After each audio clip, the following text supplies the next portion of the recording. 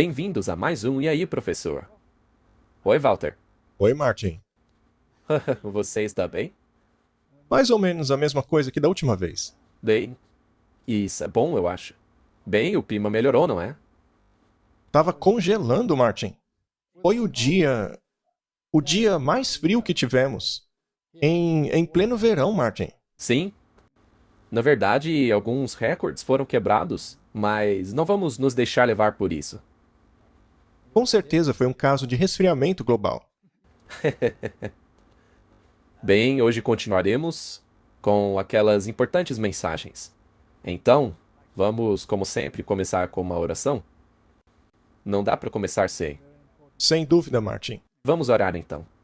Querido Pai, precisamos da sua ajuda a cada hora. Pedimos agora que ilumine nossas mentes com o Espírito Santo. Rodeia-nos com os teus santos anjos para nos guiarem nesta conversa. Nós pedimos em nome de Jesus. Amém. Amém? Martin, esta é a última mensagem de advertência à humanidade. Ela é muito, mas muito séria. E precisamos compreender do que ela trata. Vamos então fazer isso cuidadosamente e analisar os seus componentes. Muitos acham que é uma mensagem negativa, mas, na verdade, é um chamado para aceitar uma mensagem positiva. Eu estava aqui pensando a mesma coisa. As pessoas veem isso como, nossa, o julgamento é mal, e tremem quando ouvem a mensagem, mas não é para ser assim. Não é para ser assim. Depende da sua atitude. Muito bem, vamos lá então. Apocalipse 14, verso 9. E o terceiro anjo seguiu, dizendo com uma alta voz: se qualquer homem adorar a besta e sua imagem, e receber a sua marca em sua testa ou em sua mão, o mesmo beberá do vinho da ira de Deus, que será derramado sem mistura no cálice de sua indignação. E ele será atormentado com fogo e enxofre na presença dos santos anjos e na presença do Cordeiro. E a fumaça de seu tormento acenderá para sempre. Não terão descanso dia ou noite aqueles que adoraram a besta, a sua imagem, e qualquer um que recebeu a marca de seu nome. Parece aterrador, não é? E vale a pena dizer quantas mensagens por aí dentro do mundo cristão não se baseiam nesse texto aí. Todo mundo tem uma opinião sobre o que é a marca da besta. O problema é que elas se esqueceram quem é a besta. Esse é um grande problema. Sem dúvida. E também se esqueceram do que é a marca. Muito bem, vamos dissecar isso daí. O terceiro anjo seguiu, dizendo com uma alta voz: se qualquer homem adorar a besta e sua imagem. Ponto número 1. É uma questão de adoração. Não é uma questão financeira. Não é uma questão de alguma atividade secular. Não é algo que tem que ver com computadores.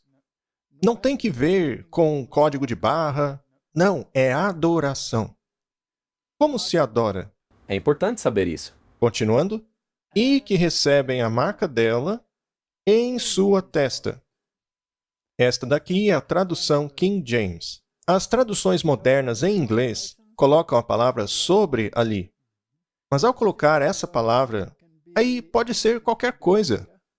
Um adesivo, uma tatuagem, qualquer coisa física que você coloca lá. Mas seria isso uma questão de adoração? Não. Tecnicamente falando, não. Mas se é posta em sua testa, o que isso quer dizer? Pensamento. Você... Pensa naquilo. É algo que afeta sua mentalidade. Sua decisão? Será que alguma coisa externa, como um código de barra, afeta a sua mentalidade? Pode até ser, mas continua sendo um fator externo. Então, isso aí tem que ver com a mentalidade, com a adoração. Com relação à mão, tem que ver com o que você faz. Então, a marca da besta tem que ver com a adoração. Ela tem que ver com a mente. e também com o que você faz como consequência da sua mentalidade. Correto? A maneira como você faz escolhas afeta a sua adoração. Exato. E este beberá do vinho da fúria de Deus. Como já vimos, vinho em profecia é doutrina. Se você aceita falsas doutrinas, há consequências. E essa consequência é a fúria de Deus. Agora, veja, não é que Deus está gratuitamente derramando a sua fúria. Esta é a consequência de uma escolha que você fez que o desqualifica para o céu. Mas por que isso te desqualifica para o céu? Porque Deus é um tirano? Não. Não. É porque você não é compatível com o céu. E ainda que ela fosse para o céu, ela não seria feliz lá, porque as regras que ela não gosta aqui são as mesmas de lá. Ela seria uma pessoa extremamente infeliz. Ele será atormentado com fogo e enxofre na presença dos santos anjos e na presença do Cordeiro. Nós temos um exemplo desse fogo e enxofre. É um exemplo bem famoso. Foi assim que Sodoma e Gomorra foi destruída até as cinzas. Hoje elas não existem mais. E a fumaça de seu tormento sobe para todo sempre. Ou seja, acabou. E este é o resultado. Sim, não é que a fumaça vai subir literalmente para sempre, mas a consequência do fogo e da fumaça é que vai durar para sempre. É só olhar para Sodoma e Gomorra hoje. Elas não estão mais queimando. Ainda assim, elas continuam destruídas. Exato. A Bíblia diz que os ímpios serão como nunca tivessem existido. Eles virarão cinzas sobre os nossos pés. Não haverá ressurreição depois dessa destruição. E aí tem uma parte interessante. E não tem descanso, nem de dia nem de noite. Aqueles que adoram a besta e a sua imagem, todo aquele que receber a marca de seu nome. É necessário saber quem é a besta e o que é a sua marca. E o que o seu nome tem a ver com isso. O nome tem que ver com caráter. Uma vez que a besta também é Babilônia, ela se mantém em rebelião contra a palavra de Deus. Então, isso tem que ver com a adoração, tem que ver com a compreensão cognitiva, o seu pensamento sobre as questões de salvação. E também tem que ver com as suas ações.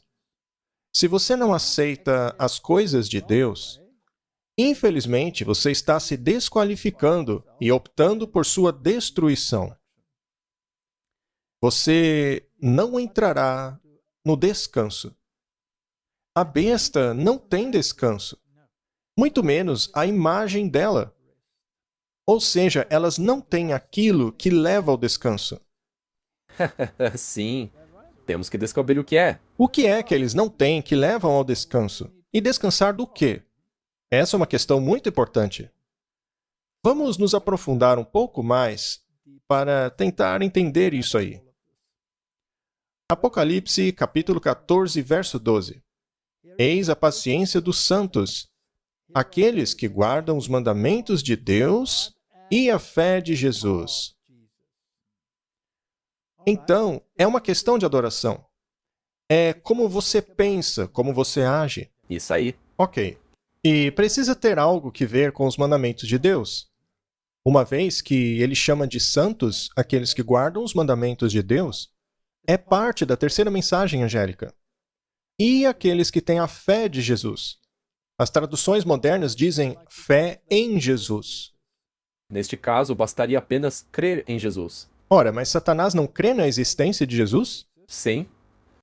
Sim, ele e os seus anjos caídos? Portanto, seria suficiente apenas ter fé em Jesus? Ou a Bíblia não exige mais do que isso? Uma experiência com ele? Certamente uma experiência, pois nós temos que viver aquilo que cremos. Então, que fé seria esta daí? Seria a mesma fé de Jesus. Ah, a mesma fé de Jesus. Jesus guardava os mandamentos de seu pai? Sim. Ele guardava, não? Sem dúvida. E as atitudes de Jesus eram aceitáveis ao pai? Claro. Ou seja, se você tem a fé de Jesus, você tem que andar como Jesus andou. Precisa falar como Jesus falou, precisa agir como ele. Exatamente. Sim. Não basta apenas crer que ele fez coisas boas, pois você mesmo vai fazer o que ele fez. Se você tem a fé de Jesus, então as suas obras serão como as dele. Será o resultado de uma comunhão com ele. Então esse é um detalhe importante, a fé de Jesus. É disso que precisamos. Ele é o nosso exemplo. Nenhum outro ser humano é o nosso exemplo. Todos têm que se espelhar em Jesus. E ouvi uma voz do céu dizendo: escreva, bem-aventurados os mortos que morrem no Senhor daqui para frente. Sim, diz o Espírito, para que descansem de suas labutas, pois suas obras os seguem. Deveríamos ter enfatizado essa frase aqui, Martin. Sim, porque está numa sequência certa. Sim. Então eles descansam de suas labutas. Existe essa questão do descanso. O descanso é uma questão muito importante nas 3 mensagens angélicas. Sim, Precisamos compreender do que se trata esse descanso. E suas obras o seguem. Ou seja, primeiro você descansa. E depois vêm as obras. As obras não conduzem o descanso conduz as obras, não é? Muito bem, essa é a essência das 3 mensagens angélicas. Mas vamos continuar. Vejamos essa questão do descanso, Martin. Salmo 95, verso 10. Durante 40 anos fiquei irado contra aquela geração e disse: eles são povo de coração ingrato. Não reconheceram os meus caminhos. Por isso jurei na minha ira: jamais entrarão no meu descanso. Toda aquela geração não entrou em Canaã. sim, aquela geração acabou morrendo no deserto. Eles não entraram no descanso. Mas o que é esse descanso? Bem, eles não entraram porque não aceitaram os caminhos do Senhor. É importante aceitarmos os seus caminhos? Muito bem. O livro de Hebreus fala sobre isso. Estejamos falando do Antigo Testamento ou do Novo Testamento, Deus não é um Deus de mudanças. Eu juro pela minha ira que eles não entrarão em meu descanso. E a quem jurou que nunca veriam de entrar em seu descanso? Não foi a aqueles que foram desobedientes? Eles rejeitaram os caminhos de Deus. Pois nós, os que cremos, é que entramos naquele descanso. Conforme Deus disse: assim jurei na minha ira, jamais entrarão em meu descanso, embora suas obras estivessem concluídas desde a criação do mundo. Deus criou todas as coisas. Ele mesmo formulou o plano da salvação, porque o plano da salvação foi envisionado antes da queda, certo? Desde a fundação do mundo. Pois em certo lugar ele falou sobre o 7º dia nestas palavras: no 7º dia, Deus descansou de toda a obra que realizou. Vamos fazer outra pergunta agora. O descanso é parte da 3ª mensagem angélica? Sim, Ok. Descanso das obras, certo? Mas isso exclui as obras? não, Porque elas seguem. sim, como lemos? Elas devem seguir. O sábado tem que ver com descanso. Sim, Ele é um símbolo de obra concluída. Neste caso, é a obra física da criação. Ela foi fisicamente concluída. E depois veio um memorial que celebrava essa conclusão, que no caso foi o sábado. exato. Para celebrar. Agora, a obra da recriação da humanidade caída. Martin, isso também não exige um descanso? Sem dúvida? Se a criação foi concluída e o plano da salvação foi concluído no sentido de já ter sido decidido desde a fundação do mundo, não haveria um 7º dia para celebrar a conclusão desta obra? Sim, Quem concluiu a obra da salvação? Jesus? Jesus concluiu essa obra por você. E uma vez que foi ele que concluiu essa obra, ela não é perfeita? Sim. Precisa acrescentar alguma coisa a ela? Não, de jeito nenhum. Certeza. Será que não dá para concluir algumas boas obras realizadas por nós? Não, não dá para acrescentar nada a essa obra. Jesus a concluiu. A nós só cabe aceitar isso. E o resultado serão boas obras, que serão observadas em nossa vida. Mas também, se não há obras, isto evidencia que nós não temos a fé de Jesus. Muito bem. Se eu te der o nada, se eu te der absolutamente nada, e eu disser, olha, deste nada aqui, por favor, crie todo um mundo em apenas 6 dias, ok? Você conseguiria? Não. Não. Desculpa, eu não sei fazer isso. Bem, a mesma coisa se aplica à recriação. Exato. Jesus concluiu a obra. E a nós só cabe aceitar essa conclusão. Fazendo isso, nós descansamos. Descansamos do quê? Da obra. Da obra concluída por Jesus. Ele concluiu a obra. E quem foi que a concluiu? O primeiro que concluiu a primeira obra. Deus. O ato da criação, ele requer exatamente o mesmo poder divino.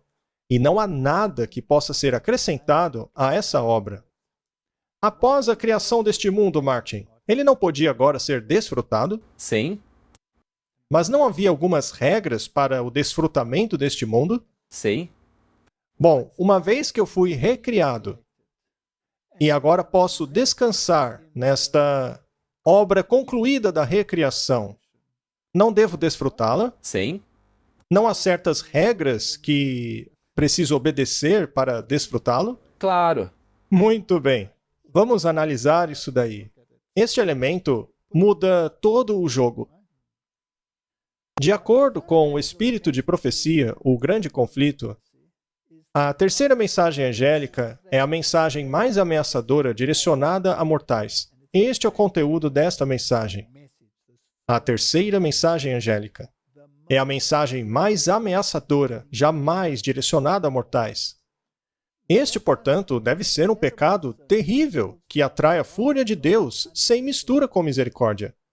Os homens não devem ser deixados em trevas com relação a esta questão importante. A advertência contra este pecado deve ser dada a todo mundo antes da visitação dos juízos de Deus, para que todos saibam por que eles serão aplicados e para terem a oportunidade de escapar deles. A profecia declara que a primeira mensagem angélica deveria ser anunciada a cada nação, tribo, língua e povo, que é parte das 3 mensagens angélicas, não deve ser menos propagada do que as outras. Ou seja, Martin, é uma mensagem mundial. Ela é representada na profecia como sendo proclamada por uma alta voz, por um anjo voando no meio do céu, que exigirá a atenção do mundo. Portanto, esta é uma questão muito séria. De novo, a questão é que não podemos espalhar uma mensagem defeituosa espalhando apenas as 2 primeiras mensagens. Não, devem ser as 3.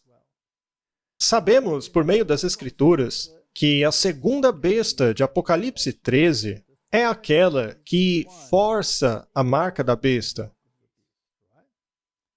A segunda besta é uma imagem da primeira besta. Ou seja, é parecida com ela em caráter e age como ela. Portanto, precisamos saber quem é a primeira besta. E nós já dissemos quem ela é muitas vezes nesse programa, mas vamos fazê-lo novamente apenas para contextualizar. Mas vamos ler o que a segunda besta fará. Este segundo poder político religioso. Ele é secular religioso, porque a primeira besta, o catolicismo, e eu digo como sistema, não como as pessoas que estão dentro dele. A primeira besta é um sistema político religioso, e a imagem vai agir de acordo com a primeira besta, ou seja, estar de acordo com as doutrinas da primeira besta. Exato. Será um poder cristão. Que tem que ver com adoração. Apocalipse 13:16. E ela, com relação à segunda besta, fará com que todos, pequenos, grandes, ricos, pobres, livres, escravos, recebam uma marca em sua mão ou em sua testa, de forma que nenhum homem poderá comprar ou vender, a não ser que tenha a marca, ou o nome da besta, ou o número de seu nome. Temos aqui uma imagem do Vaticano e do Capitólio.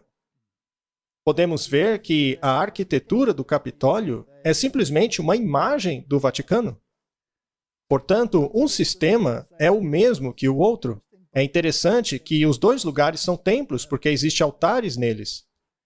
A segunda besta, que é o protestantismo, como vimos, o protestantismo tornou-se parte de Babilônia. Ele caiu. Essa é a segunda mensagem angélica. Será o protestantismo que fará a legislação que dará honra à primeira besta. Então, vamos para a primeira besta historicamente e ler um pouco a respeito dela. Esta é a explicação de John Wesley, escrevendo sobre Apocalipse 13. E fiquei de pé na areia do mar, e vi uma besta sair do mar, tendo 7 cabeças e 10 chifres, e sobre estes 10 coroas, e sobre suas cabeças o nome de blasfêmia. Como já dissemos aqui antes, esta besta é um conglomerado de todas as bestas de Daniel capítulo 7. Uma besta que surgia. Ela surge 2 vezes, uma vez do mar e a outra do abismo. Ela surge do mar, antes das 7 taças. A grande prostituta surge após eles. Ó leitor, precisamos nos aprofundar neste assunto. Ele não deve ser tratado apenas como um ponto de curiosidade, mas como uma solene advertência de Deus. Quando ele fala a respeito da grande prostituta, ele se refere a Apocalipse 17, porque ela se assenta sobre a besta, e em sua testa está escrito mistério. Babilônia, a mãe das prostitutas, certo? O perigo se aproxima. Cuidado contra a força e a fraude. Vistam toda a armadura de Deus. Saindo do mar significa a Europa, ou seja, as nações da Europa. Essa besta é o papado romano, que chegou ao ponto em que se encontra agora, durante 600 anos, e ainda durará mais algum tempo. É a este poder, e mais a nenhum outro, que se refere o texto, em todos os seus pormenores. E, como podemos ver, com a mais clara evidência, a partir das seguintes proposições. E daí ele faz uma exposição bíblica, basicamente um estudo bíblico, mostrando que somente o papado se encaixa nas características. É nisso que os reformadores criam. A primeira besta era o catolicismo, e a sua marca será imposta por meio do protestantismo sob a direção da união entre as igrejas protestantes americanas e o governo daquele país. Vamos ver se existe mesmo uma chance de uma coisa como essa acontecer. Vamos consultar a história moderna. Vejamos este artigo aqui da ABC News de 27 de outubro de 2023. Que papel terão as visões religiosas de Mike Johnson em sua política? Sua nova função como palestrante e sendo o segundo na sucessão presidencial tem jogado nova luz sobre como aquelas crenças podem influenciar suas posições nas questões da guerra cultural de alto escalão, como aborto e direitos dos gays. Johnson, um apoiador do ex-presidente Donald Trump e um contestador das eleições de 2020, ou seja, aqui o artigo não é positivo em relação a ele, disse a um jornal batista, quando estava concorrendo para o Congresso em 2016, o seguinte: sou um cristão comprometido e minha fé guia tudo o que eu faço. Não há nada de errado com isso, Martin? Não. Em uma entrevista que foi ao ar na quinta-feira à noite na Fox News, Johnson disse ao anfitrião Sean Hannity: hoje alguém na mídia me interpelou dizendo: as pessoas estão curiosas para saber o que Mike Johnson pensa a respeito de qualquer coisa. Eu então disse: bem, tire o pó da sua Bíblia e leia. É aquilo lá que eu penso. Isso está errado? Não. Você não daria a mesma resposta? Igualzinho. Eu teria dito a mesma coisa. Então não há nada de errado com isso. Vamos continuar. Alguns democratas assinalaram que a influência religiosa de Johnson na política é preocupante. O deputado Jamie Raskin disse em uma postagem no X que a maneira de falar de Johnson parece mais uma teocracia. Isso é interessante porque a teocracia tem leis. Correto? Jesus disse: dai a César o que é de César, e a Deus o que é de Deus. Não misture. E ele nunca misturou. Não devemos ter a mesma fé de Jesus? Não devemos misturar a igreja e o Estado. Johnson tem indicado que ele não acredita na separação entre a igreja e o Estado, com relação à primeira emenda que estabelece na cláusula: o Congresso não fará lei estabelecendo uma religião ou proibindo o livre exercício da mesma. Nós temos dito constantemente que isto aí será derrubado. Ou então será interpretado de uma outra forma. Sim, pode ser que eles não apaguem a cláusula, mas eles podem reinterpretá-la. Exatamente, Martin. Muito bem. Vamos um pouco mais adiante para ver como ele lida com essa questão. Existe um movimento que quer deixar a religião para fora da política, que recusa qualquer influência da religião sobre ela. Mas os fundadores de nosso país estariam apoiando os nossos esforços de hoje.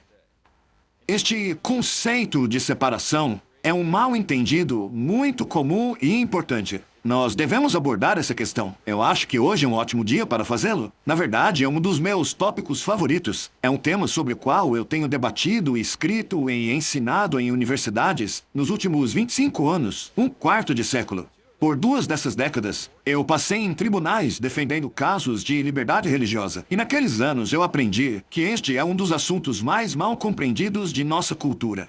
A maioria das pessoas hoje que insistem em uma separação rígida entre Estado e Igreja não sabem que essa frase não está em nossa Constituição, mas está em uma carta escrita por Thomas Jefferson a uma associação batista de Danbury, em 1802. A chave e fundamento essencial de um sistema de governo como o nosso deve ser o do comprometimento comum entre os nossos cidadãos aos princípios da religião e da moralidade. Sem essas virtudes concedidas pela religião, qualquer nação fracassará.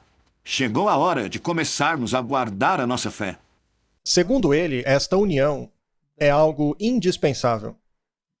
Se queremos ter uma sociedade moral, a Igreja e o Estado devem estar unidos nessas questões. Seria então possível emitir leis que possam parecer bíblicas, mas que na verdade contradizem os valores bíblicos? Eles certamente farão uma coisa dessas. Por exemplo, como já mencionamos aqui, quando Nabucodonosor percebeu que o Deus de Daniel era o Deus verdadeiro, ele emitiu leis. Pareciam boas, mas não eram, porque a igreja e o Estado nunca devem emitir leis juntas. Exato. Mais uma citação. Essa é do Espírito de Profecia. O chamado mundo cristão será o teatro de grandes e decisivas ações. Homens de autoridade emitirão leis que controlam a consciência, seguindo assim o exemplo do papado. A Babilônia fará todas as nações beberem do vinho da fúria da sua fornicação. Todas as nações estarão envolvidas. Essa é uma questão moral. Existe um conflito entre as religiões no momento? Sim. Agora mesmo, não é? Com certeza. Não há um conflito de questões morais ou que tem a ver com questões morais dentro do cristianismo? As pessoas já não estão cansadas daquilo que vem? Sim, especialmente os conservadores. Eles não aguentam mais. Tá, se o pêndulo muda de direção e eles decidem estabelecer leis morais, algumas das quais podem sim ser muito boas, mas seria possível que no meio delas não haja algo que negue o plano da salvação de Deus? Isso pode acontecer. Muito bem. Jeremias 18, verso 15 diz: Porque o meu povo se esqueceu de mim. Eles têm queimado incenso a ídolos inúteis e os fazem tropeçar em seus caminhos e nas antigas veredas, para que andem em desvios e em estradas não aterradas. Esta é uma questão muito séria. As pessoas se esqueceram. Pois é. Se você se esquece de algo, quer dizer que já soube daquilo. Significa que você tinha que ter se lembrado daquilo. Eles se esqueceram dos caminhos antigos. Eles decidiram andar por desvios. O protestantismo, eles não tiveram a luz? Os protestantes não tinham uma visão muito clara de quais eram os problemas? Ainda assim, seria possível que os protestantes, por causa da fraternidade, jogasse fora os caminhos antigos? Sem dúvida. No nosso programa A Babilônia Caiu, nós mostramos isso. Ok, temos aqui uma citação do Grande Conflito. É nesta vida que devemos nos separar do pecado, por meio da fé no sangue redentor de Cristo. Como somos salvos, Martin? Somente pelo sangue redentor de Cristo. Por meio da fé. Fé nisso daí. Muito bem. Nosso precioso Salvador nos convida a unirmos-nos a Ele, a unirmos nossa fraqueza à sua força, nossa ignorância à sua sabedoria, nossa indignidade aos seus méritos. A providência de Deus é a escola pela qual devemos aprender a mansidão e humildade de Jesus. Precisamos da fé de Jesus. O Senhor está constantemente colocando diante de nós não o caminho que nós gostaríamos de seguir, aquele que parece fácil e prazeroso a nós, mas sim os verdadeiros objetivos da vida. Devemos cooperar com os agentes empregados pelo céu na obra de conformar o nosso caráter ao modelo divino. Ou seja, tem que ver com a maneira pela qual pensamos e agimos. Ninguém pode negligenciar ou deferir essa obra sem o risco de perder a sua alma. Portanto, número 1, o plano da salvação está ligado à expiação e o sangue de Cristo. É uma obra que ele concluiu para salvar a humanidade caída. Isaías 53. Por isso eu lhe darei uma porção entre os grandes, e ele dividirá os despojos com os fortes, porquanto ele derramou sua vida até a morte, e foi contado entre os transgressores, pois ele levou o pecado de muitos, e pelos transgressores intercedeu. Martin, há mais de 700 anos antes de Cristo, essa profecia nos diz o que seria a obra do Messias. O que ele faria? Ele carregaria o pecado de muitos e intercederia pelo transgressor. A expiação pagaria o preço de uma lei transgredida. Marcos 15, 28. E as Escrituras foram cumpridas, que dizem: e ele foi contado entre os transgressores. Portanto, o Novo Testamento reconhece que esse texto se refere a Jesus Cristo. Exato, e mostra como a profecia foi cumprida. Agora, é claro que o Talmud aplica isso a outra coisa. O Novo Testamento deixa muito claro com o que estamos lidando. É com uma profecia messiânica. E ponto final. A expiação. A visão protestante era de que Deus, o Pai, exerceu a ira ao derramá-la sobre o seu Filho, que por sua vez morreu por nós. Portanto, o argumento de muitos teólogos era o de que o Pai era o malvadão e de que somente o Filho era digno de ser reverenciado. Quanto ao Pai, devemos odiá-lo. Mas e se tanto o Pai quanto o Filho fizeram esse plano juntos, dizendo: eu sofrerei a penalidade, as consequências de uma lei transgredida? Ou seja, a morte. O salário do pecado é a morte.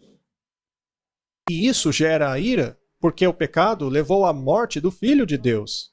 Mas foi uma decisão de ambos, que eles absorveriam, eles mesmos, essa dor e sofrimento para pagar a penalidade. E assim nos salvar. Exato. Mas o catolicismo pensa diferente. Para eles, Deus o Pai possui um amor abnegado. Sendo assim, Jesus não morreu por você e por mim. O sangue dele não teria sido derramado para satisfazer as exigências de uma lei transgredida? Ou seja, o que Jesus fez foi apenas mostrar para nós como obedecer até a morte. O problema é que isso é algo que qualquer um poderia fazer. Qualquer um conseguiria. Poderia eu morrer pelos seus pecados, Martin? Não, mas é isso que eles ensinam. Exato. É por isso que no último episódio nós falamos a respeito do tesouro de méritos deles. A morte de Jesus apenas encheu esse baú de méritos. Qualquer pessoa que tenha feito muitas boas obras encheu esse baú também. Então estas são as duas visões. Você não é salvo pelo sangue do Cordeiro. O sangue foi derramado apenas porque ele foi obediente até a morte. Ele não morreu por você. De acordo com eles. Muito bem, vamos nos certificar de que essa é a interpretação correta. Alan Jones, o reverendo da Catedral da Graça em São Francisco, escreveu um livro chamado Reimaginando o Cristianismo. Em seu livro, ele diz: a fixação da Igreja na morte de Jesus como ato salvador universal deve acabar. O lugar da cruz deve ser reimaginado na fé cristã. Por quê? Por causa da cultura de sofrimento e de um Deus vingativo por trás dela. Essa é uma distorção completa do plano da salvação E do caráter de Deus. e do caráter de Deus. A respeito da expiação, Jones disse também: o sacrifício de Jesus foi para aplacar a um Deus furioso. Substituição penal foi o nome dessa doutrina perversa. Ou seja, eles negam completamente a visão protestante. Para descobrirmos quem tem razão, vamos à Bíblia. Romanos 3:25. A quem Deus designou como propiciação. Em grego, hilasterion, propiciatório. Por meio da fé em seu sangue, para declarar a sua justiça como remissão dos pecados passados por meio da paciência de Deus. Martin, somos salvos por meio do sangue do Cordeiro? Sim? E nós devemos nos apropriar desta justiça. Não é uma justiça que eu sou capaz de produzir, correto? Para a remissão dos pecados passados por meio da paciência de Deus. Para declarar, eu digo, a este tempo, a justiça dele, para que ele possa ser justo e o justificador daquele que acredita em Jesus. Isto é a justificação pela fé. Exato. Trata-se de uma obra concluída, lá na cruz, e devo me apropriar dela pela fé. É isso aí. Aonde está o orgulho, então? Está excluído? Pela lei das obras? Não, mas pela lei da fé. Não há nada com o que eu possa contribuir, mas apenas descansar nesta obra concluída. De Cristo. Sim, não posso contribuir, assim como eu não pude contribuir na obra da criação do mundo. Já que o homem sequer estava lá quando o mundo foi criado, exceto, naturalmente, no último dia da criação. Vamos nos assegurar. Colossenses 1:14. Em quem temos redenção por meio de seu sangue e perdão dos pecados. Isso não nega a teologia católica? Sim, Completamente. completamente. Verso 20. Tendo feito paz por meio do sangue de sua cruz, e por meio dele reconciliando todas as coisas nele mesmo. Por ele, eu digo, sejam as coisas da terra ou as coisas do céu. Quem concluiu a obra? Jesus fez tudo. Ah, sou salvo por meio do sangue dele. Também é importante perceber que o sangue dele foi derramado pelos nossos pecados para concluir a vitória sobre a morte. Sim, Não a primeira morte, já que ele é o eterno. ele pagou o preço da morte eterna. A única razão pela qual a sepultura não pôde segurá-lo é porque ele não pecou, e o salário do pecado é a morte. Mas ele disse lá na cruz: meu Deus, por que me desamparaste? O desamparo de Deus não está na primeira morte. O desamparo de Deus está na segunda morte. Colossenses 1:21. E vocês que no passado estavam alienados e eram inimigos em sua mente por meio de suas obras más, foram agora reconciliados no corpo da carne dele por meio da morte. Por acaso a morte, sofrimento e sangue de Cristo são capazes de me limpar de toda injustiça se eu me apropriar dele pela fé, Sim, completamente. para apresentá-los santos e inculpáveis e irreprováveis à sua vista. Então, somos apenas inculpáveis e santos por meio da fé na justiça dele? Por acaso você tem alguma justiça em si mesmo? Não. Não. Ainda bem que você reconhece isso, Martin. E ainda sobre isso está lá em Hebreus. E quase todas as coisas são, pela lei, purificadas por meio do sangue. Sem derramamento de sangue não há remissão. A Bíblia não está em harmonia com a doutrina católica. A doutrina católica se baseia na tradição. É pagã. É babilônica. Você é salvo pelas suas obras. Não se acredita nas coisas que Deus disse. Vamos dar uma olhada no posicionamento protestante. Catequismo de Heidelberg. Como é a sua justiça diante de Deus? Resposta: apenas por meio de uma verdadeira fé em Jesus Cristo. Para que, apesar de a minha consciência me acusar de haver eu transgredido grosseiramente todos os mandamentos de Deus e não ter guardado nenhum deles, e ainda ter a inclinação ao mal, apesar disso, Deus, sem nenhum mérito de minha parte, mas apenas por pura graça, me concede e imputa a mim a satisfação perfeita, a justiça e santidade de Cristo. É como se eu nunca tivesse cometido nenhum pecado. É como se eu tivesse praticado toda aquela obediência que Cristo conquistou para mim. Sendo assim, eu abraço este benefício por meio de um coração crente. Este é o posicionamento da Reforma. Este é o posicionamento bíblico. Em outras palavras, se você não aceita isso, então não há descanso na obra concluída. Você não pode descansar nas obras concluídas porque você ainda está ocupado tentando se salvar. Pois é. Muito bem. Vamos para uma citação de Atos dos Apóstolos. Com grande clareza e poder, o apóstolo apresentou a doutrina da justificação pela fé em Cristo.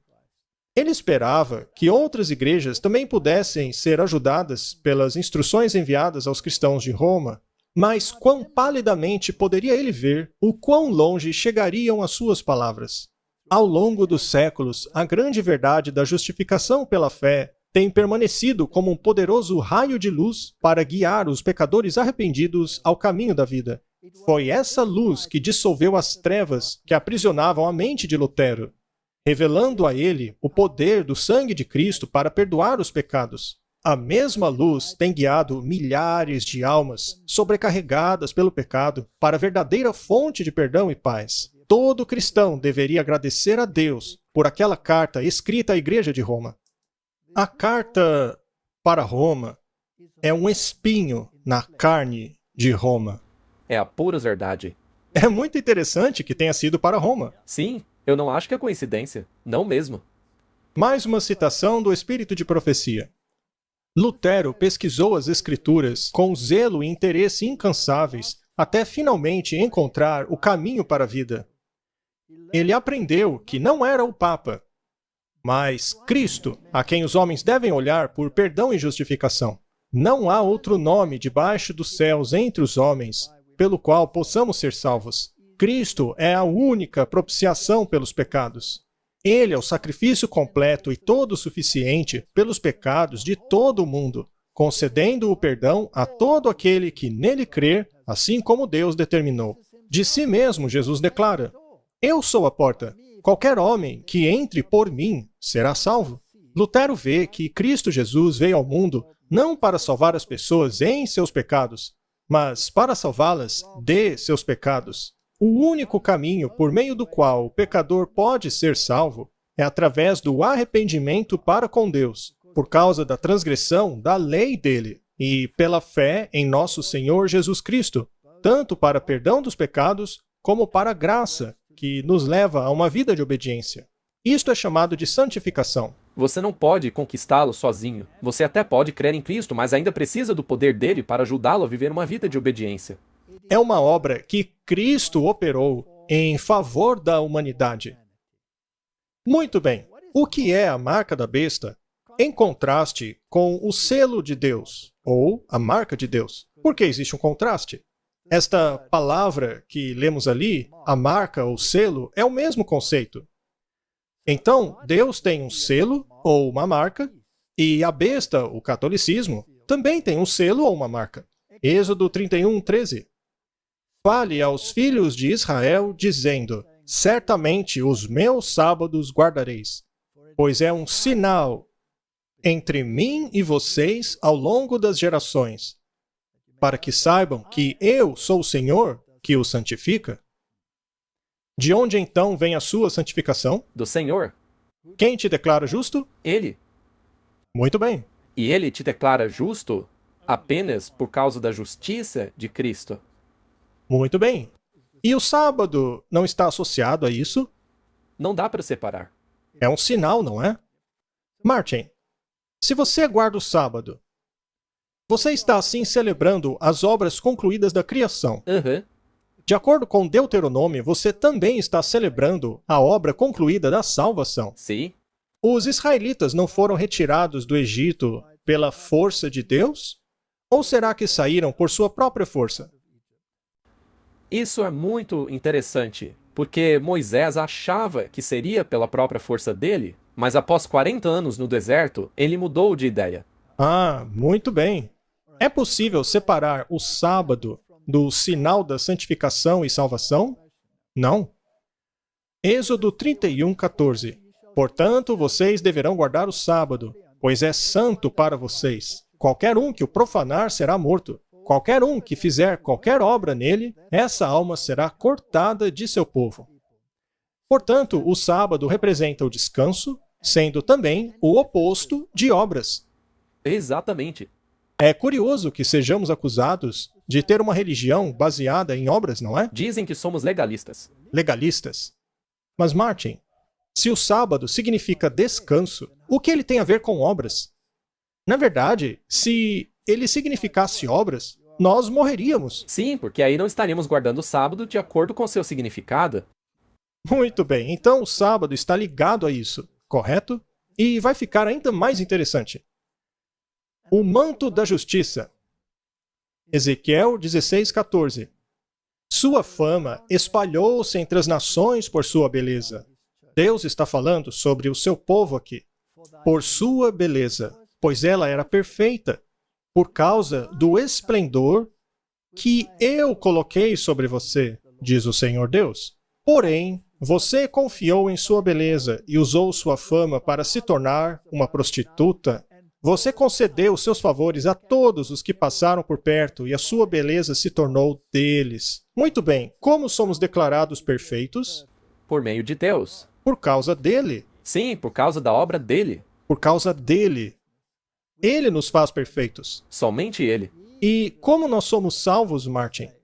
Por meio dele e da sua justiça. Porém, eles não gostaram. Queriam a sua própria beleza por meio de suas próprias obras. Mas não podemos nos salvar por nossas obras, apenas pela justiça de Cristo.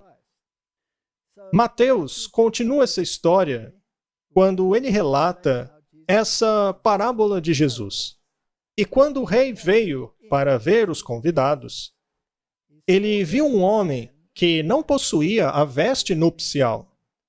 E ele disse: amigo, como entrou aqui se não tem a veste nupcial? E ele ficou mudo. Então o rei disse aos seus servos: atem os seus pés e mãos e lance-o para fora nas trevas, onde existe choro e ranger de dentes. Podemos ser salvos com a veste errada, Martin? Não. Veja, se você permanecer com a sua própria veste, você está perdido. É necessário ter a justiça de Cristo. Não é importante fazer a escolha certa? Qual é a consequência da escolha errada? ser lançado fora, no meio das trevas. Esta veste nupcial é o manto da justiça que somente Cristo nos oferece, o qual nos apropriamos por meio da fé. Temos aqui uma citação de Mensagens Escolhidas. Muitos têm escrito a mim, me perguntando se a mensagem da justificação pela fé é a mensagem do terceiro anjo. E eu tenho respondido que a mensagem do terceiro anjo verdadeiramente é a mensagem da justificação pela fé. Ela é totalmente a terceira mensagem.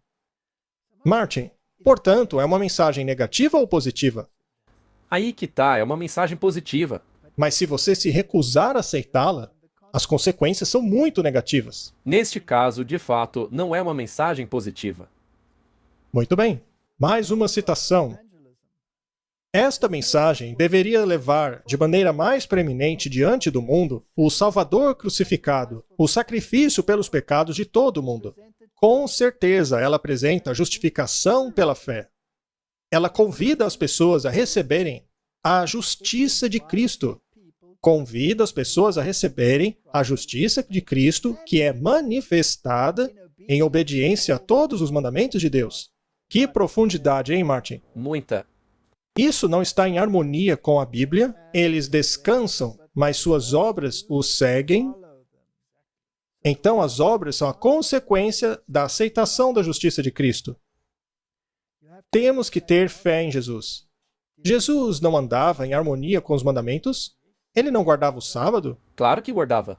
Não deveria eu guardar também? O problema é que, como você mencionou antes, se você disser a alguém que guarda o sábado hoje, te acusam de legalismo. Ora, por que Jesus guardou? Não para ser legalista, mas porque era uma consequência natural de sua obediência ao Pai. É claro. Precisavam ter os seus olhos dirigidos à pessoa divina, seus méritos, seu amor imutável por toda a família humana. Todo o poder foi dado nas mãos dele, para que ele pudesse dispensar ricos dons aos homens, o dom sem preço de sua própria justiça à humanidade sem esperança. Esta é a mensagem que Deus ordenou ser dada a todo o mundo. Ela é a terceira mensagem angélica, que deve ser proclamada com uma alta voz e impulsionada pelo derramamento do seu Espírito em grande medida. Não se pode divorciar a justiça de Cristo da terceira mensagem angélica. É a essência, em verdade, é a sua garantia, é a substância da terceira mensagem angélica. Mas ela tem algo que ver com a maneira como você age, porque também tem que ver com algo na sua mão. Certo. Muito bem, Martin. Vamos esclarecer qual é o pilar central da reforma. Lembre-se que eles esqueceram-se de seus caminhos. Exato. Desviaram-se do caminho. Precisam se lembrar. Eles tinham a beleza dada por Deus, mas a abandonaram.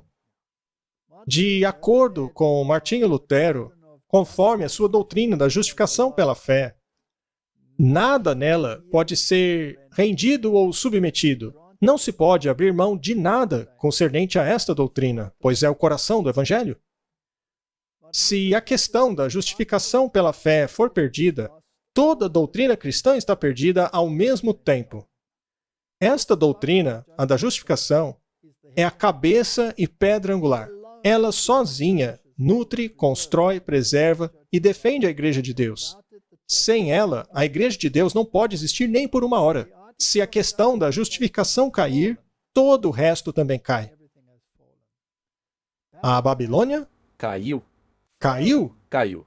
É interessante que ele repita isso aqui outra vez, não é? É fascinante como tudo se encaixa. O próximo passo é nos assegurarmos com toda certeza de que a visão de Martinho Lutero está em harmonia com as Escrituras. Vamos para Gálatas 3, versículo 11.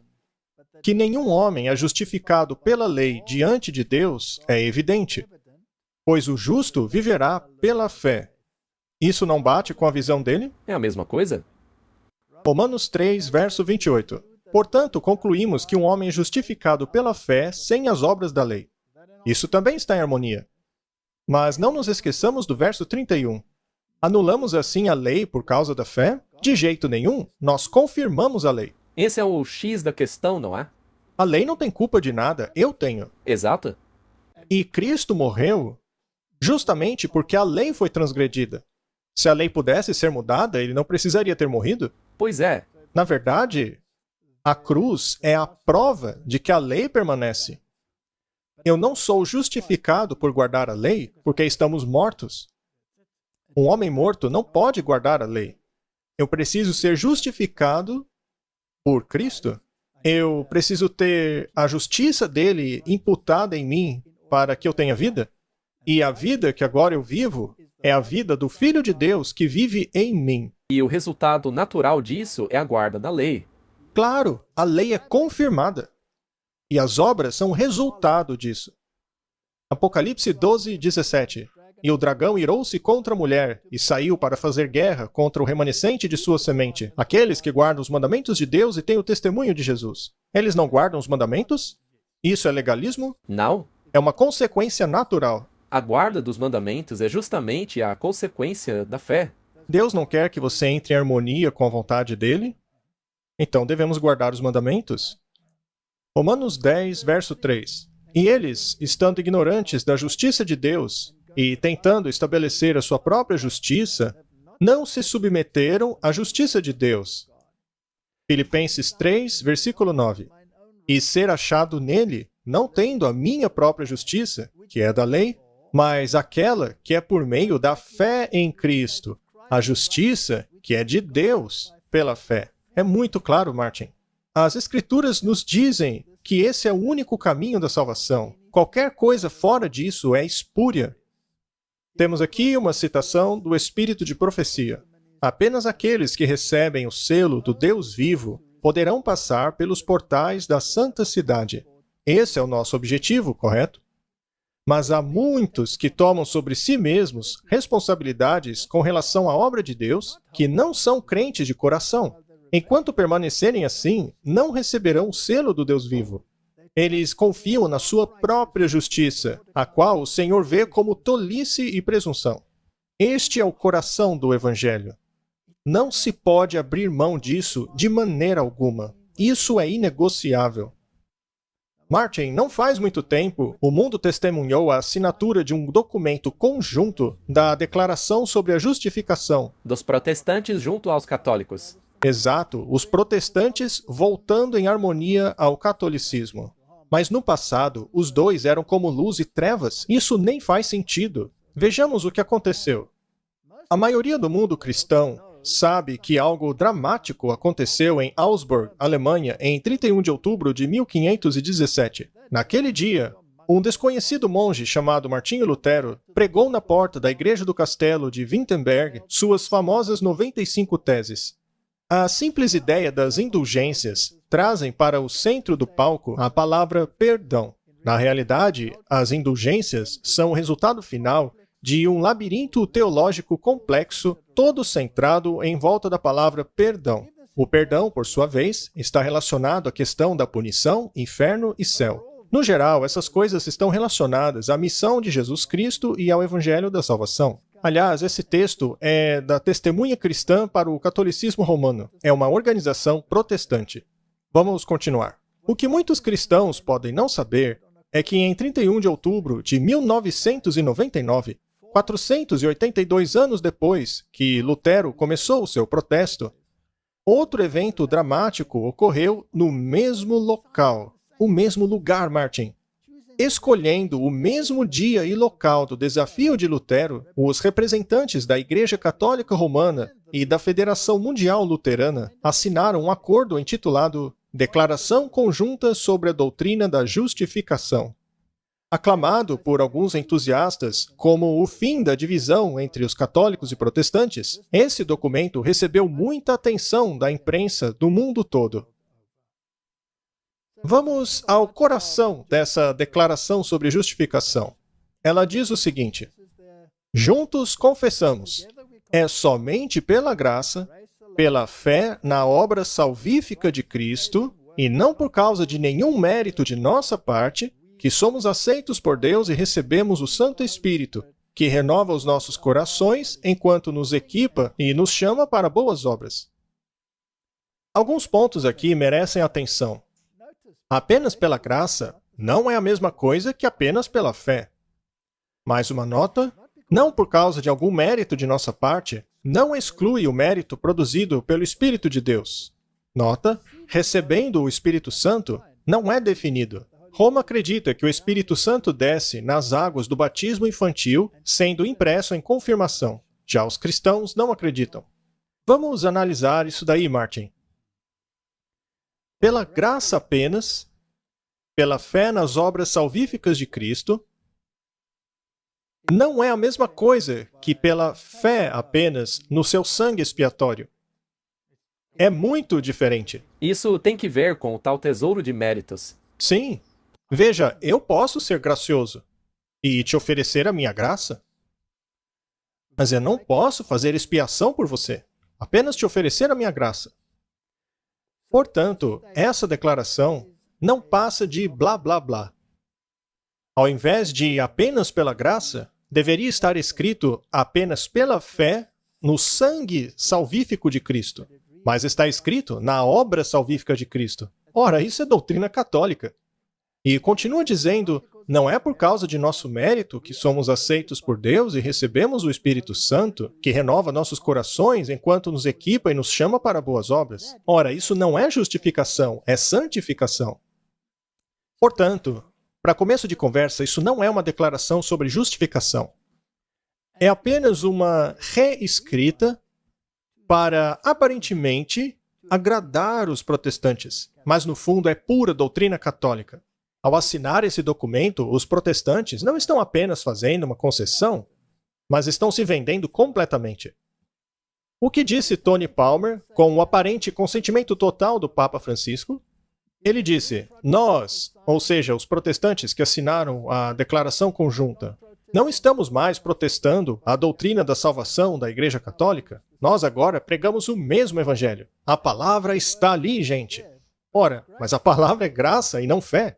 Martin, isso é uma distorção repugnante, inacreditável. Qual era a visão de Lutero sobre essa questão? A negociação sobre um acordo nessa doutrina me desagrada completamente, pois isso é impossível, a menos que o Papa e seu papado sejam abolidos. Fujam daqueles que buscam um meio termo nessa questão.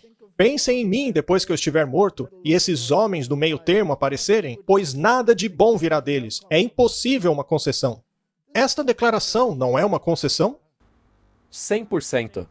Infelizmente, os protestantes voltaram aos braços da mãe. Eu vou ainda mais longe, dizendo que isso não é uma concessão. Uma concessão é quando alguém abre mão de alguma coisa e o outro lado também. E aí você chega num acordo. Isso é uma entrega total. Sim, porque Roma não mudou nada. Roma não abriu mão de nada. Ela apenas refraseou para enganar os tolos protestantes que caíram direitinho. E assim, em 1999, nós temos o Christian Krause, Edward Idris e o Cardeal Cassidy assinando a Declaração Conjunta sobre a Doutrina da Justificação. Não foi uma declaração conjunta. Foi uma venda total do protestantismo. Foi uma rendição. Sim, uma rendição. E os metodistas se uniram a essa declaração. Mais tarde, eles assinaram o documento também. Logo depois, o mundo evangélico também assinou, assim como a Comunhão Mundial das Igrejas Reformadas, todos se uniram a essa declaração de justificação. Todos assinaram. O protestantismo não vendeu a sua doutrina central, Martin? Sim.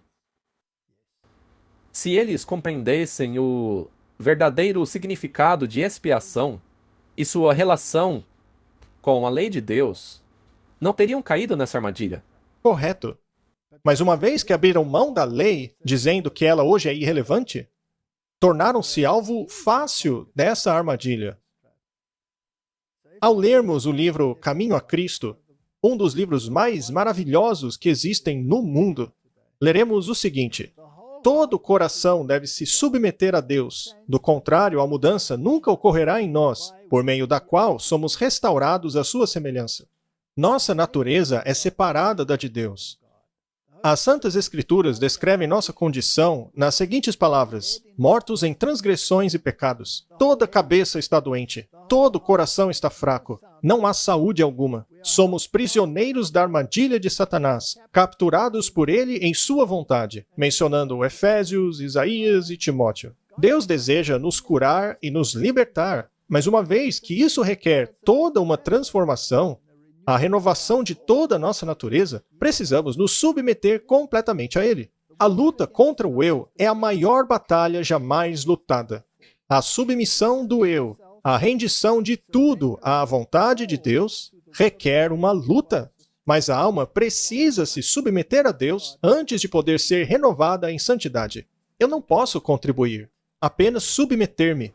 Submeter-se e então deixar Deus trabalhar em você. Correto? Temos um exemplo famoso na Bíblia, em Lucas capítulo 18. 2 homens foram para o templo para orar, um fariseu e o outro publicano. O fariseu orava de pé para si mesmo, dizendo: Deus, eu te agradeço, porque não sou como os outros homens, ladrões, injustos, adúlteros, ou até mesmo esse publicano. Jejuo 2 vezes por semana, dou dízimos de tudo que tenho. Já o publicano, ficando de longe, sequer levantava seus olhos aos céus, mas batia no seu peito, dizendo: Senhor, tenha misericórdia de mim, um pecador. E eu digo a vocês que este homem, o publicano, foi para casa justificado, o outro não foi. Pois todo aquele que se exalta será rebaixado, e aquele que se humilha será exaltado. Não é fácil para os homens se humilharem.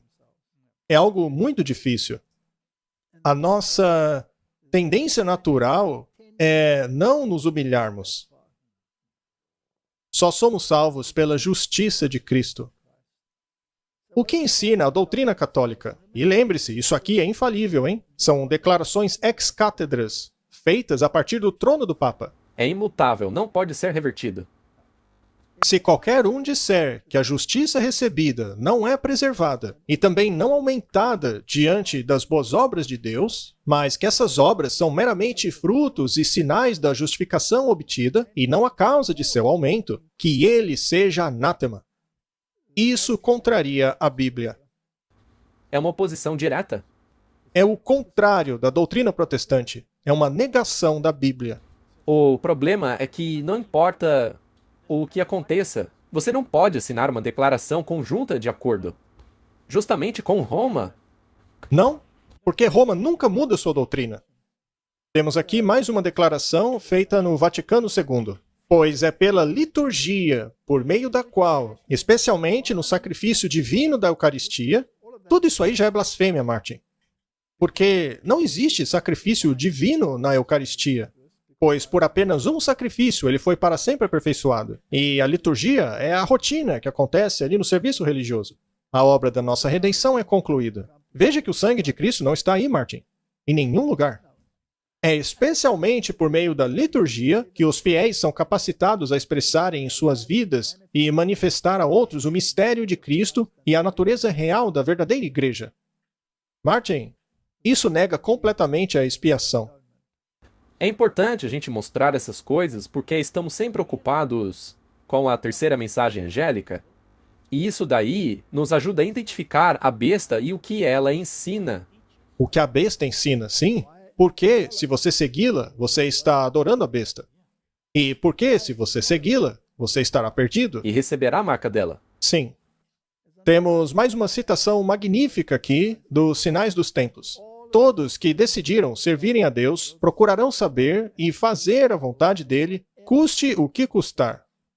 O verdadeiro servo de Deus será manifestado por sua voluntária obediência a todos os mandamentos de seu mestre. Se me amais, guarde os meus mandamentos. Do contrário, você é um mentiroso e a verdade não está em você. É simples.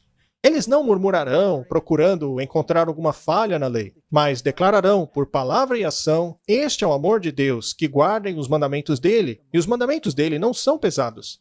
Ao obedecerem à lei, estarão fazendo aquilo que é agradável à vista do céu, e todas as promessas da palavra de Deus são concedidas para apoiar os fiéis e obedientes. Podem ter esperança em sua misericórdia, construir em seus conselhos imutáveis, obter ânimo para os seus corações, porque sua vontade está colocada ao lado da vontade de Deus. É o seu alimento fazer a vontade de Deus e concluir a obra dele. Os portais da cidade eterna se abrirão para a nação que guardou a verdade. Os servos de Deus comerão da árvore da vida e aproveitarão as riquezas inescrutáveis da eternidade. O homem disse a Jesus: "O que eu tenho que fazer para herdar a vida eterna?" A resposta foi: guarde os mandamentos. E aqui temos mais um componente da terceira mensagem angélica. Devemos olhar para esse componente com uma perspectiva bíblica também. Esta é uma citação do Espírito de Profecia. A obra médico-missionária é a mão e o braço direito da terceira mensagem angélica que deve ser proclamada a um mundo caído. Médicos, administradores e trabalhadores de qualquer linha, agindo fielmente em seu papel, estão fazendo a obra da mensagem. A partir deles, o som da verdade irá a toda nação, língua, tribo e povo. Nesta obra, cabe aos anjos celestiais uma parte. Eles despertam alegria espiritual e melodia nos corações daqueles que foram libertados do sofrimento, e alegria e ações de graça a Deus surgem de muitos corações que receberam a preciosa verdade. Martin, a obra médico-missionária, curar o corpo, é parte da mensagem. Sim, pois a partir dela vem a cura da mente. O Senhor Jesus é o nosso exemplo. Ele veio ao mundo como um servo da humanidade. Ele foi de cidade a cidade, vila a vila, ensinando o evangelho do reino e curando os doentes. Cristo gastou mais tempo curando do que ensinando. Isso é parte da mensagem. Vamos falar mais sobre isso depois. Vejamos o selo de autoridade. Afinal, nós seremos selados, correto? É o que diz a Bíblia, e isto é claro. Este selamento é o nosso passaporte para o céu. Mas o passaporte para o céu é o manto da justiça. Este é o seno. Então o selo e o manto da justiça devem estar em harmonia um com o outro, correto? Vamos dar uma olhada no selo de autoridade. Encontramos em Êxodo 20, bem no meio dos 10 mandamentos. E é a respeito do mandamento do sábado. Lembra-te do sábado para santificá-lo. 6 dias trabalharás e farás toda a tua obra. Mas o 7º é o sábado do Senhor teu Deus. Nele não trabalharás, nem tu, nem teu filho, nem tua filha, nem teu servo, nem tua serva, nem o teu gado, nem o estranho que habita em tua casa. O mandamento é bastante claro. Temos que descansar no dia do sábado. Mas por quê? Porque em 6 dias o Senhor fez o céu e a terra, o mar e tudo que há neles. E descansou no 7º dia. Portanto, o Senhor abençoou o dia do sábado e o santificou. Esse mandamento dá autoridade a todo o decálogo. Por quê? Porque ele nos revela quem é que deu os mandamentos. É o Senhor, Jeová, é o nome de Deus. Ele fez. Esse é o título dele. Ele é o Criador. E a sua jurisdição é o céu e a terra. Assim como qualquer selo presidencial, por exemplo, dos Estados Unidos, possuem esses componentes. Para emitir uma lei, a autoridade precisa dizer eu, ou seja, o nome, seja lá qual for, e então o seu título como presidente, e depois o território, Estados Unidos da América, ou qualquer outra nação. É o mesmo processo. Portanto, o selo dá autoridade à lei. Sem o mandamento do sábado, qualquer pessoa poderia ter emitido esses mandamentos. Exatamente. Qualquer um poderia. E o mandamento diz, lembre-se. E hoje vemos que o mundo esqueceu o mandamento. Correto? Mas uma constatação. Isaías 58.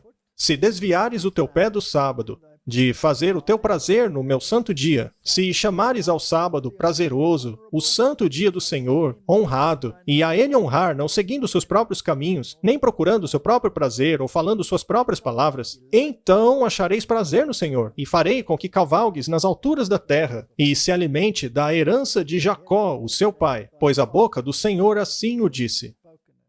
Veja que o sábado está ligado à herança de Jacó, que é a vida eterna.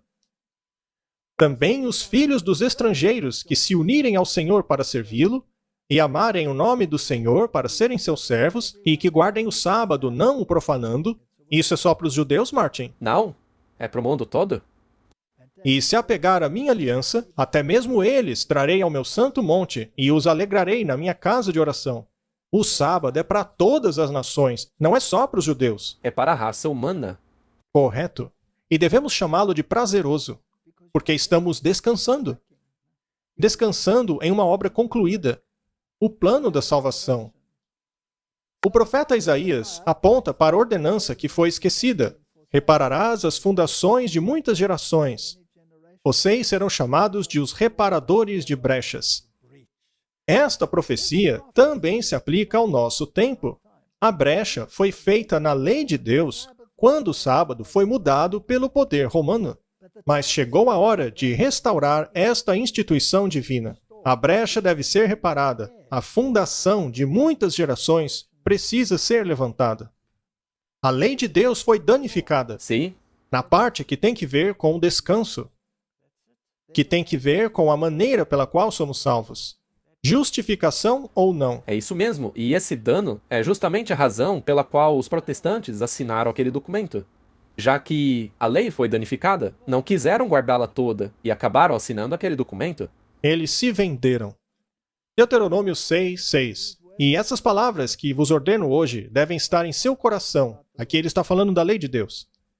Devem ensiná-las diligentemente às suas crianças. Devem falar sobre elas quando estiverem sentados em sua casa, ao caminharem pelo caminho, quando se deitarem, quando se levantarem. Devem atá-las como um sinal na sua mão e serão como sinais entre os teus olhos. Onde deve estar a lei de Deus?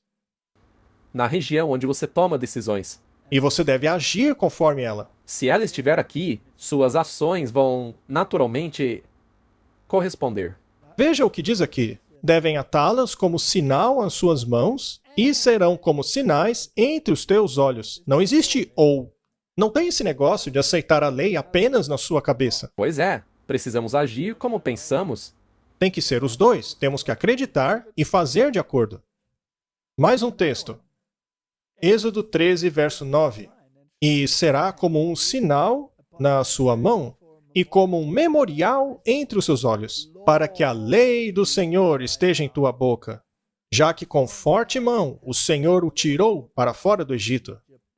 Ele está falando sobre redenção aqui. Portanto, a lei tem que estar na mente e nas nossas mãos. E a contrafação disso é a marca da besta. Para ele, tanto faz se está só na mão ou só na mente. Se você também crê na besta, beleza. Mas se apenas fizer o que ela manda, tá ótimo também. Tanto faz. E se você crê, mas não faz, para ela também tá bom. Nós já mostramos essa imagem antes. Ela compara o caráter de Deus e o caráter da lei. Os dois são justos, puros, fiéis, bons, espirituais, santos, verdadeiros, perfeitos, eternos, etc. Não dá para separar a lei de Deus. Impossível. Deuteronômio 28, verso 9. O Senhor estabelecerá para si um povo santo, assim como ele jurou a você, se você guardar os mandamentos do Senhor teu Deus e andar em seus caminhos. Isso aqui é uma condição? Sim. Salmo 119. Afastem-se de mim, vocês que praticam a iniquidade, pois eu guardo os mandamentos do meu Deus. Isso é o Antigo Testamento, Martin? Será que mudou? Não. Mas eles dizem que o Novo Testamento aboliu tudo isso aí. Muito bem, vamos ler o Novo Testamento. Mateus 19, verso 17. E disse a ele, por que me chamas de bom? Bom só há um, que é Deus. Mas se quiseres entrar na vida, guarde os mandamentos. Você comentou há pouco sobre aquele jovem que perguntou a Jesus. Não é interessante que, quando ele perguntou, Jesus disse, vai, guarde os mandamentos? Como Jesus teria abolido isso? Jesus nunca aboliu. E o dragão irou-se contra a mulher e saiu para fazer guerra contra o remanescente de sua semente, aqueles que guardam os mandamentos de Deus e têm o testemunho de Jesus. Não existe um conflito entre aqueles que guardam a lei e os que não guardam. Claro. E isto é repetido em Apocalipse. Aqui está a paciência dos santos, aqueles que guardam os mandamentos de Deus e têm a fé de Jesus. Ou seja, fazem o que Jesus fez. E eles... A lei acabou? Não, claro que não. Isto está claro na Bíblia. Sim, é isso que diz a Bíblia. Vejamos agora a presunção de Roma. Daniel 7, verso 25. Aqui Daniel fala sobre exatamente os mesmos poderes de Apocalipse 13. E ele, o poder do anticristo, dirá grandes palavras contra o Altíssimo, e ferirá os santos do Altíssimo, e pensará em mudar os tempos e as leis. E eles serão dados em sua mão até um tempo, tempos e meio tempo. Hoje não dá para explicar todos os detalhes, mas o X da questão é o seguinte. Esse poder seria tão presunçoso que tentaria mudar os tempos e as leis. Qual dos 10 mandamentos trata especificamente de tempo? O quarto mandamento. Muito bem. Mas o tribunal se assentaria e tomaria dele o seu domínio, para consumi-lo e destruí-lo até o fim. Aquele que pensa ser capaz de mudar as leis de Deus será destruído. Muito bem. Quem mudou a lei? Vamos perguntar para o próprio papado. O Papa tem poder para mudar tempos, anular leis e dispensar todas as coisas, até mesmo os preceitos de Cristo. Isso não é uma das coisas mais arrogantes que você já viu em sua vida? Definitivamente. O que coloca para longe de dúvidas aquilo que dissemos há pouco. Na verdade, o que lemos que o anticristo faria. Como eu sei que Deus é um Deus de paciência e graça? Bem, podemos ver que Deus é paciente porque ele está suportando isso daí por mais de 1 milênio já. Martin, se Deus realmente fosse um tirano, esse pessoal já teria sido evaporado há muito tempo. Vamos para mais uma citação. É claro que a Igreja Católica alega que a mudança foi um ato seu e que esse ato é uma marca de seu poder eclesiástico e autoridade em questões religiosas. Eles não têm vergonha de assumir isso porque eles acreditam terem esse poder. O domingo é a nossa marca de autoridade. A Igreja está acima da Bíblia e essa transferência da observância do sábado é prova desse fato. Martin, esta declaração é muito arrogante. Uma vez que eles dizem que o domingo é a marca de autoridade deles, não seria então o sábado a marca da autoridade de Deus? O próprio Jesus disse que ele é o Senhor do sábado. Quando uma pessoa guarda o sábado, qual autoridade ela está se submetendo? A autoridade de Deus. Muito bem. E se Jesus é a palavra, deveríamos basear nosso pensamento na autoridade da palavra ou da autoridade do Papa? Na autoridade da palavra. Sola Escritura? Sim. Muito bem. Eles mesmos chamam domingo de marca. E eles são a besta.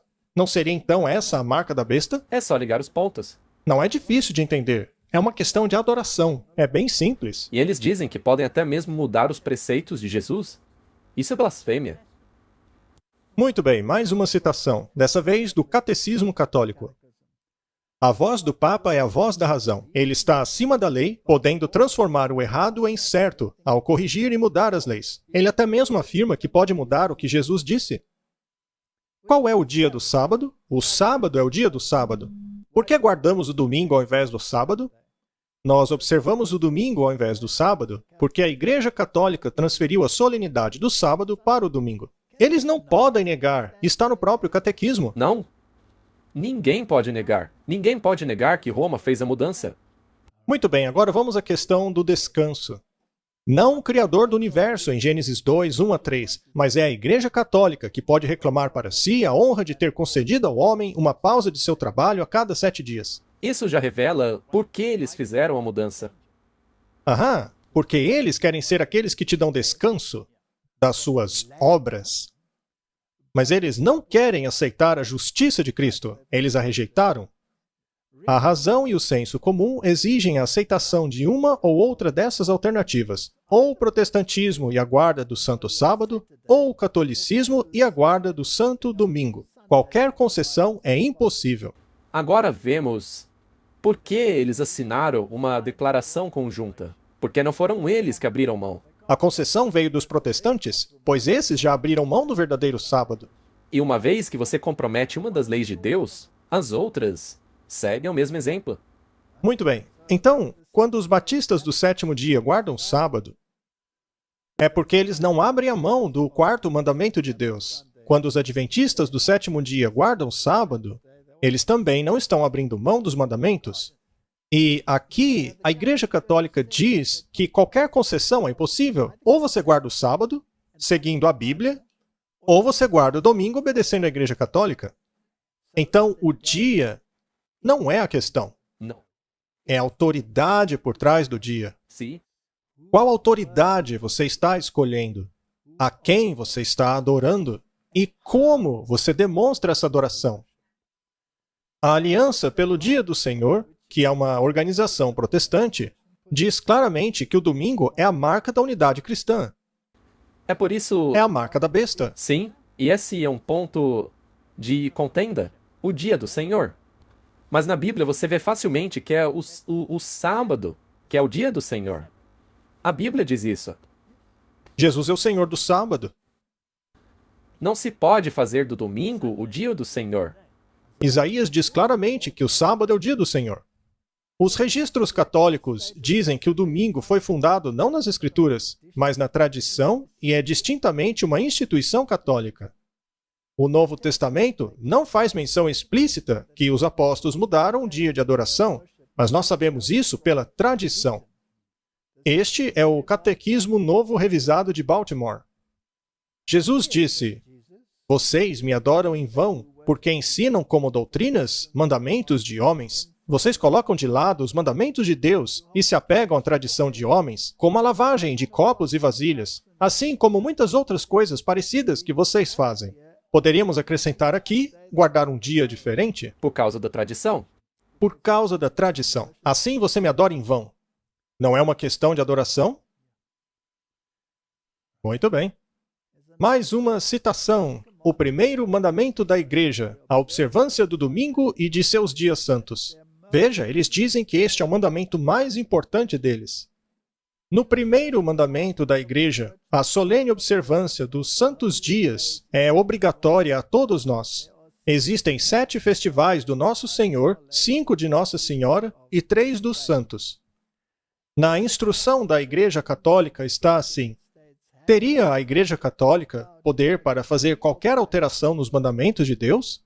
A resposta é: ao invés do 7º dia e outros festivais apontados na antiga lei, a Igreja prescreveu os domingos e dias santos para serem separados para a adoração de Deus. E agora temos a obrigação de guardar estes como consequência ao mandamento de Deus, ao invés do antigo sábado. Com que direito? Do deles? Isso não é presunção? Claro. Mas a profundeza da questão é que o sábado representa o descanso. O que representa que você descansa nas obras concluídas de Cristo, que você se apropriou da justiça de Cristo. Eles não rejeitam a justiça de Cristo, substituindo pela sua própria justiça? Sim. A salvação é pelas obras. Eles não diminuem a punição no purgatório, que, aliás, nem sequer existe na Bíblia, ao apropriarem-se dos méritos dos santos e Jesus e da Maria e transferindo-os para as pessoas comuns? Sim, dessa maneira a gente trabalha a nossa própria salvação. É um completo sistema de adoração. É um sistema de adoração da própria besta, Martin. É isso que é. Temos aqui a carta apostólica Dios Domini, do Santo Padre João Paulo II, aos bispos, clero e fiéis da Igreja Católica. E ele diz assim: quando, ao longo dos séculos, a Igreja fez leis concernentes ao descanso dominical, a Igreja tinha em mente os trabalhadores. Nessa questão, meu predecessor, o Papa Leão XIII, em sua encíclica Rerum Novarum, falou do descanso dominical como o direito do trabalhador que o Estado deve garantir. João Paulo II, que hoje é um santo, aliás, disse que cabe ao Estado garantir o descanso dominical. União entre igreja e Estado. Qual autoridade o Estado deve reconhecer? Roma. Roma. Martin, se o Estado reconhece a autoridade de Roma, ele não automaticamente rejeita a autoridade de Deus? Sim. E, havendo eles dito que o descanso dominical é a marca da autoridade deles, e sendo eles a besta de Apocalipse capítulo 13, o Estado e qualquer um que observe este mandamento não está recebendo a marca da besta? Infelizmente, sim. Muito bem.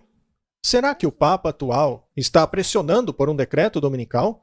No domingo, a nossa participação da Eucaristia tem uma especial importância. O domingo, assim como o sábado judaico, deve ser um dia para a cura de nosso relacionamento com Deus, conosco e com outros. Ele também proclama o descanso eterno do homem em Deus.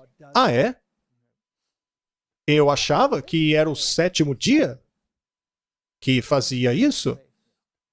Então, se você altera o dia, você não entra no descanso de Deus. Eles tiram tudo isso da cabeça deles. E as pessoas não questionam. Dessa maneira, a espiritualidade cristã incorpora o valor do relaxamento e festividade. Isso é uma distorção total do Evangelho. O direito de desconectar e a necessidade para um dia comum de descanso europeu. Isto aqui é a Aliança Europeia pelo Domingo. Não é apenas os Estados Unidos que faz isso. Cada nação cristã vai lutar pelo domingo.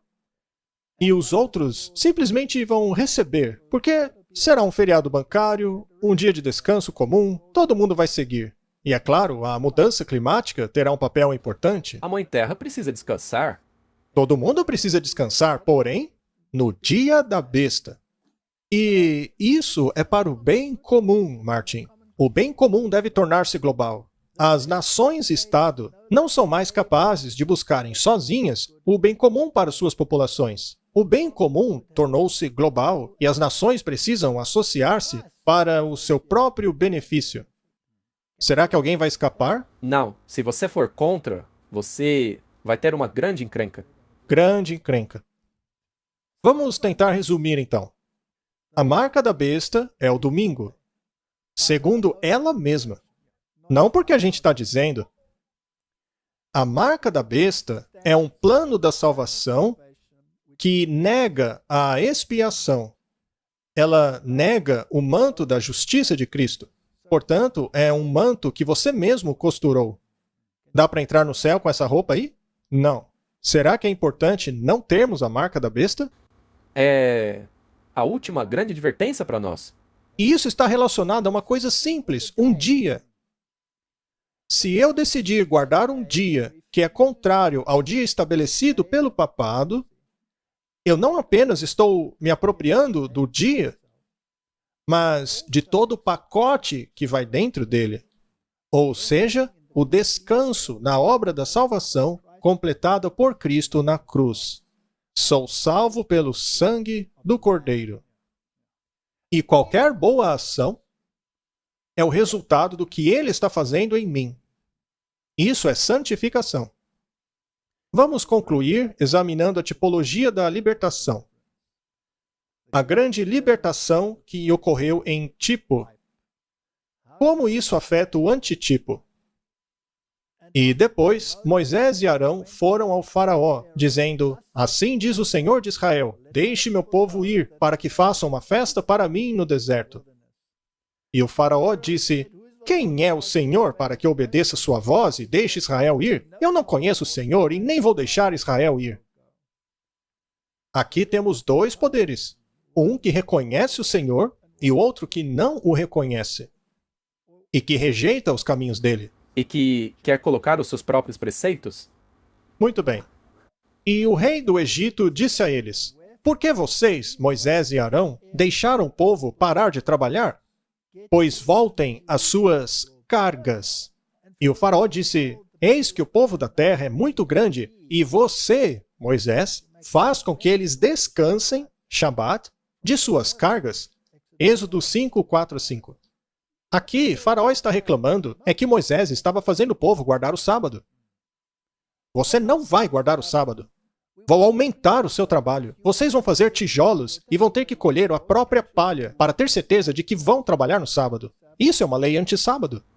Exatamente. Agora, qual foi a resposta de Deus para essa lei anti-sábado? As pragas? As pragas foram sangue, sapos, piolhos, moscas, gado, granizo, gafanhoto, trevas e a morte dos primogênitos. Certo? Agora veja, sangue, feridas, granizo, trevas, também fazem parte daquelas pragas que cairão quando as 7 últimas pragas forem derramadas. Existe um link entre as duas? Sim. Então estabelecemos uma conexão. Aqui temos o tipo, a libertação, que foi física, e aqui estamos falando do antitipo, uma libertação espiritual do pecado. E da volta à harmonia com a vontade de Deus ao aceitar a justiça de Cristo. O símbolo disso está envolvido no sábado. Moisés disse para o povo guardar o sábado. O faraó disse não. Salmo 105, verso 43, 45. E ele levou adiante o seu povo com alegria, o seu escolhido com felicidade, e deu a eles a terra dos gentios. Eles herdaram o trabalho do povo, para que pudessem observar os seus estatutos e guardar as suas leis. Louvado seja o Senhor. Por acaso, voltar a estar em harmonia com a vontade de Deus e a sua lei não é parte do plano? Sim, é parte da nossa redenção, conforme vamos entrar na terra de Canaã. Não será assim no final? Muito bem. E então houve o teste de obediência. Isso é muito interessante. Êxodo 16, verso 4. Então o Senhor disse a Moisés: farei chover pão do céu para vocês. O povo deverá sair a cada dia para colher o suficiente para cada dia. Dessa maneira, eu os testarei e os provarei para ver se andarão segundo a minha lei ou não. Essa lei, Martin, não existia antes do Sinai? Sim. Basta ler a Bíblia e saberemos que isto foi escrito antes do Monte Sinai. Correto? Êxodo 16, 26. Vocês o colherão por 6 dias, mas ao 7º dia, que é o sábado, não haverá nada. Seria um teste para ver se eles obedeceriam à lei de Deus. Ora, o teste não foi com relação ao sábado? Martin, se no tipo o teste foi esse, como seria no antítipo? A mesma coisa. E numa escala universal. Muito bem, outra pergunta. O teste envolvia comida, estilo de vida. Eles receberam o maná, o pão. Deus não enviou carne para eles. Será que eles ficaram felizes com isso? Não, eles murmuraram. Eles murmuraram. Então, o estilo de vida não está associado ao processo de obediência ao Senhor? Sim. Toda a questão da redenção. Não estava associado à nação que guardava o sábado? Portanto, a nação que guardava o sábado não tinha um componente de saúde associado à obediência? Não foi Deus que disse: se vocês me obedecerem, nenhuma das doenças dos egípcios cairão sobre vocês? Ele não disse isso? Como se pode, então, separar a obra médico-missionária, a mensagem da saúde, da marca da besta? Não. Como já mencionamos, o braço direito dessa mensagem tem que ir adiante. Então, é todo um pacote. E o sábado foi escolhido especialmente como o teste, para ver se as pessoas andarão na lei ou não. E também será assim no fim, não será? O tipo nunca se desconecta do antítipo. Certamente será o mesmo teste no fim. Muito bem, então vamos resumir tudo, Martin. Será que o sábado é apenas uma questão de dia ou tem a ver com todo o pacote da salvação? Contudo, é uma questão de adoração. A autoridade da sua vida. Tudo. Muito bem. Isso é crucial. E é um teste. Não houve um teste no Jardim do Éden? A alimentação não estava envolvida? Será que não haverá um teste no fim que também envolva dieta? Martin, isso é fascinante. A Bíblia é um documento completo. Deus nos mostrou em tipo, na palavra escrita, como também seria no fim. E aqui estamos nós. Então precisamos aprender, nos lembrar do que aconteceu no passado. Muito bem. Agora, o mundo chegou num ponto onde essa questão da alimentação tornou-se muito preeminente na mídia, com relação ao que é saudável e ao que não é. A questão de comer carne não tornou-se preeminente? Eles incluíram isso até mesmo na questão da mudança climática. As pessoas podem fazer uma escolha, não é mesmo? Êxodo 16, verso 29. Vejam que o Senhor deu a vocês o sábado. Portanto, no 6º dia, ele lhes dá pão para 2 dias. Que cada homem permaneça em seu lugar. Que nenhum homem saia de seu lugar no 7º dia. Era tão estrito que, se você fizesse isso, tinha pena de morte. A fúria de Deus e a pena de morte não está associada à decisão final também? Certo. Será que Deus estava preocupado apenas com um dia ou porque era uma questão de salvação? Era uma questão de salvação. A sua atitude determinava isso. Martin, como somos salvos? A quem você reconhece como seu Salvador e Redentor? Seria um sistema mundial baseado em obras? Ou é pela doutrina bíblica da salvação pela fé apenas? Essa é a questão que temos aqui. As últimas pragas serão derramadas. São 7 cálices da ira de Deus. Apocalipse 16, verso 1. E ouvi uma grande voz do templo dizendo aos 7 anjos: Vão, e derramem as taças da fúria de Deus sobre a terra. E o primeiro foi e derramou a sua taça sobre a terra, e abriu-se feridas malignas e dolorosas sobre os homens que tinham a marca da besta, e sobre aqueles que adoravam a sua imagem.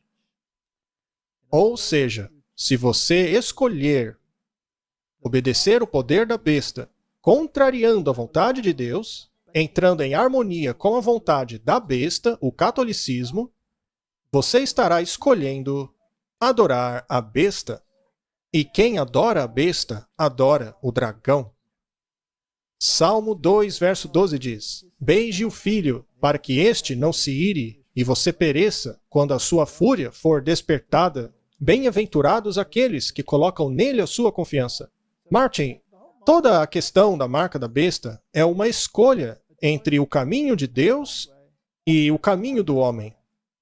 É uma escolha entre Babilônia, eu faço o que quero, faça o que quiseres, pois é tudo da lei, colocando Deus de lado, ou é morrer para o próprio eu e voltar a estar em harmonia com Deus, ao permitir que Ele trabalhe em você e o transforme. Essa é a questão. João 14, verso 6. Jesus disse a ele: Eu sou o caminho, a verdade e a vida. Nenhum homem vai ao Pai senão por mim. Esta questão é crucial na Bíblia. Ou ela é verdadeira ou não é. E também tem relação com a marca da besta. Porque a besta também diz: ou você é meu amigo, ou meu inimigo. E Jesus também diz: é um ou outro. Vinde a mim os cansados e sobrecarregados, e eu lhes darei descanso. O seu descanso ou vem da marca da besta, ou vem de Deus. E como saber qual descanso você escolheu? Pelo dia que escolhi.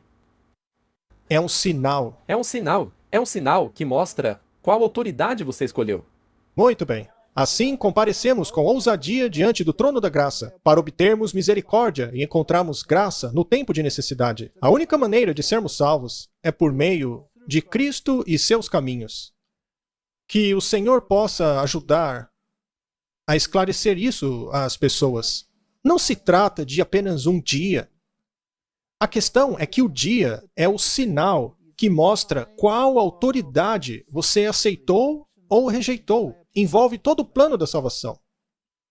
Não aceite a marca da besta. Não aceite qualquer coisa que contrarie a vontade de Deus e os mandamentos dele. Jesus guardou os mandamentos. Nós também temos que guardá-los. Jesus guardou o sábado. Nós temos que guardá-lo. Não para sermos salvos, mas porque reconhecemos que fomos salvos. Vamos orar? Querido Pai, este é um assunto muito complexo. Existe muita confusão em torno da marca da besta. Por favor, Senhor, ajude as pessoas a compreenderem que a justiça de Cristo é o coração da terceira mensagem angélica. Em nome do Senhor Jesus. Amém. Amém. Olá, pessoal. Estamos indo para o Brasil. Martin, I'm impressed. I don't know what you said, but I hope people understood it. But in case they didn't, I could just say to them that God willing, we will be in Brazil at the end of February of 2024.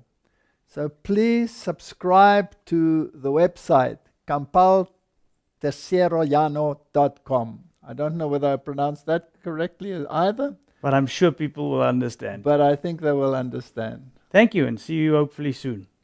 Many blessings.